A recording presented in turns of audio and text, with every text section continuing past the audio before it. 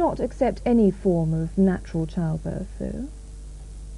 I'm not quite sure what's meant by natural. I don't think that my colleagues would do anything unless it was necessary. But there are certain aspects these days, I feel, which are necessary. For instance, I think it's really not being in touch with the times to expect a mother to have a painful labour when it's possible to have a completely pain-free one.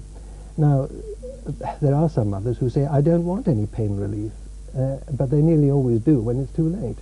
And there are all sorts of complications resulting from that. But for mothers who do want natural childbirth, I mean, it's all right for you. You've attended hundreds of deliveries, but for the mother, it's probably the most important moment of her life. Shouldn't she have the birth as she wants it? I think she should consider the baby, and I think the whole of childbirth, what that's about is having a baby. It's not the mechanism of how the baby arrives, but it's the arrival of a live and a well baby, and I think if one gets it in that perspective, then the other things really don't seem to matter so much.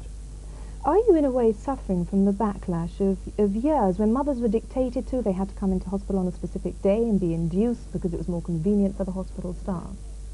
Yes, there's something in that. I don't think they were induced to suit the hospital staff. They may have been induced to suit themselves. And that is a totally different problem, because as a paediatrician, actually, I don't see any harm from a baby being born early. It's rather like picking apples off a tree before the apple's completely ripe. But at least you don't get a bruised apple that way.